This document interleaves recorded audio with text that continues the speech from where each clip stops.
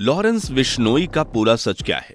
दोस्तों, इन दिनों gangster Lawrence Bishnoi का नाम हर तरफ छाया हुआ है। लॉरेंस बिश्नोई बॉलीवुड स्टार सलमान खान को धमकाने और एनसीसी नेता बाबा सिद्दीकी की हत्या में उनका नाम शामिल होने की बात पुरानी पड़ चुकी है।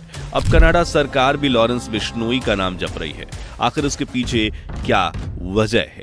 लॉरेंस बिश्नोई का पूरा सच क्या है?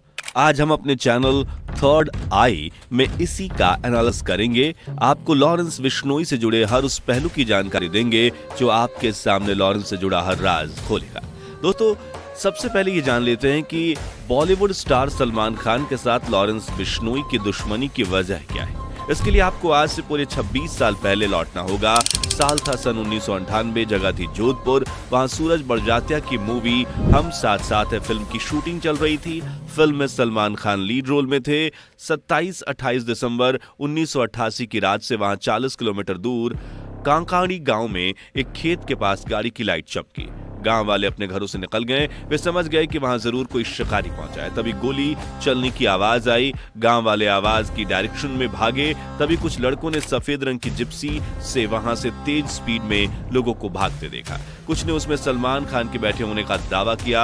अगले दिन यह खबर छपी कि मामले की छानबीन शुरू हुई। राजस्थान फॉरेस्ट डिपार्टमेंट की टीम घोड़ा फॉर्म्स में उस जगह पहुंची जहां मूवी के क्रू मेंबर्स ठहरे हुए थे। वहां टीम को काले हिरन यानी ब्लैक बक के अवशेष मिले।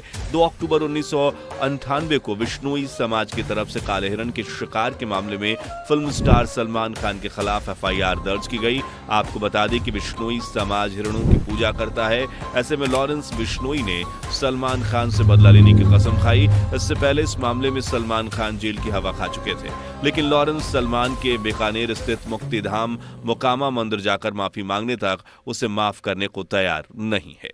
दोस्तों, अब आप पूछेंगे कि लॉरेंस बिश्नोई कि दुश्मनी तो बॉलीवुड स्टार सलमान खान से थी, तो उन्होंने एनसीपी नेता बाबा सिद्दीकी को क्यों मारा?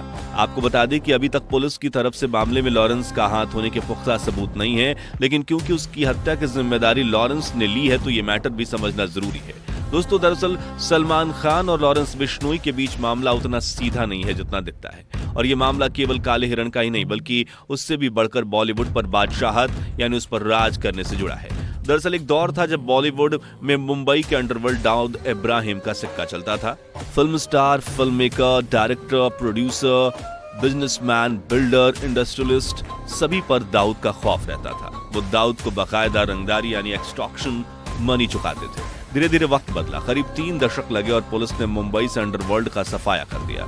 कभी आतंक का पर्याय माने जाने वाला छोटा राजन, अबू सलेम, अरुण गवली, बंटी पांडे, रवि पुजारी जैसे गैंगस्टर अब जेलों में अपनी सजा काट रहे हैं।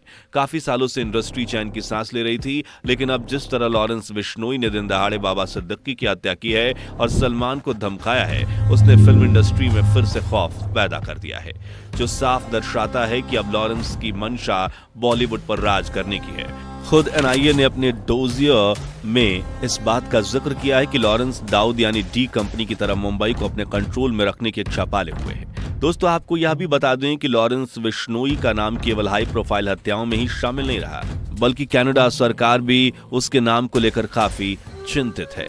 अब आप पूछेंगे कि भला कनाडा में वो भी खालिस्तान को लेकर लॉरेंस का नाम क्यों उछल रहा है? तो यह तो आप जानते ही होंगे कि इन दिनों भारत और कनाडा के संबंध खासी कड़वाहट के दौर से गुजर रहे हैं। खालिस्तान समर्थक हरदीप सिंह निज्जर की हत्या के विवाद में अब कनाडा ने भारत के एजेंट्स और लॉरेंस बिश्नोई के बीच लिंक होने के सबूत दिए हैं। इनकी माने तो लॉरेंस पहले भी कई तरह के हाई प्रोफाइल हत्याएं कर चुका है। वो पहले खुद को खालिस्तान समर्थक बताता था। एनआईए ने भी इस बात को पुख्ता किया था कि लॉरेंस बिश्नोई के कॉन्टैक्ट्स खालिस्तान समर्थकों से हैं, लेकिन कुछ हालिया बयानों में उसने खुद को खालिस्तान समर्थक और राष्ट्र विरोधी कहे जाने पर कड़ा विरोध जताया है।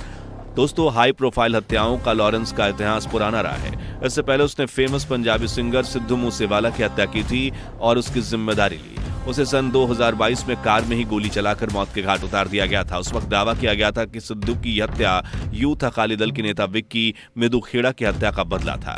दरअसल विक्की लॉरेंस का क्लोज फ्रेंड था, जिसे मोहाली में मार डाला गया था। सिद्धू मूसेवाला ने उन्हें रहने के लिए जगह दी थी। पुलिस जांच में भी मूसेवाला का नाम सामने आया था, लेकिन पुलिस ने कोई एक्शन नहीं लिया था। इसके अलावा लॉरेंस के नजदीकी गोल्डी बरार के बड़े भाई गुरलाल बड़ार की हत्या के पीछे भी मूसेवाला का ही हाथ बताया जाता था। लॉरेंस तभी से मूसेवाला से बदला लेने की फिराक में था। दोस्तों, अब सवाल उठता है कि देश और विदेश में फैले लॉरेंस बिश्नोई के कारोबार को कौन संभालता है। तो आपको बता दें कि लॉरेंस अकेला इस काम को अंजाम नहीं देता। उसका एक पूरा नेटवर्क है जिसे उसके भरोसेमंद साथी संभालते हैं, जैसे गोल्डी बराड़ कनाडा के साथ ही दिल्ली और पंजाब संभालता है। वहीं रोहित गोधरा के पास अमेरिका के साथ ही राजस्थान और मध्य प्रदेश का जिम्मा है। खुद लॉरेंस का भाई अनमोल पुर्तगाल के साथ ही दिल्ली, एनसीआर, बिहार, महाराष्ट्र और पश्चिम बंगाल में कारोबार को अंजाम देता है। काला जठेड़ी उत्तराखंड और हरियाणा संभालता है, जो कि साबरमती जेल में बंद लॉरेंस को रिपोर्ट करता है। अब आप ये जरूर सोच रहे होंगे दोस्तों कि जो लॉरेंस बिश्नोई पल भर में किसी को भी भगवान के पास भेज देने का दम भरता है, आखिर उसका मोड ऑफ ऑपरेशन क्या है। अगर आप पुलिस दावों पर गौर करेंगे तो समझ जाएंगे कि लॉरेंस ठीक दाऊद इब्राहिम और अबू सलेम जैसे गैंगस्टर्स के नक्शे कदम पर चलते हुए गरीब और बेरोजगार नौजवानों को गैंगस्टर जैसा यूज कर रहा है। ये थोड़े से पैसे के लिए कुछ भी करने को तैयार हो जाते हैं और इनकी कोई क्रिमिनल हिस्ट्री भी नहीं होती, जिसकी वजह से पुलिस के लिए इन तक पहुंचना टेढ़ी खीर साबित होता है। आप यकीन नहीं होगा, लेकिन यह सच है कि लॉरेंस बिश्नोई के गैंग में इस वक्त 700 शार्प शूटर हैं, जिनकी मदद से वो जेल से ही अपने कारोबार को अंजाम देता है। इनमें से 300 शूटर्स अकेले पंजाब से हैं। वो अपने टारगेट को निशाना बनाने के लिए अपने गिरोह के किसी भी प्रोमिनेंट मेंबर को नहीं भेजता, बल्कि अनजान लड़कों को पैसे देकर उनसे ये काम करवाता है। पकड़े जाने के बाद कई नौजवान इस बात का खुलासा भी कर चुके हैं कि लॉरेंस के बदले में उन्हें बचाने और विदेश बचाने का भी भरोसा मिला था।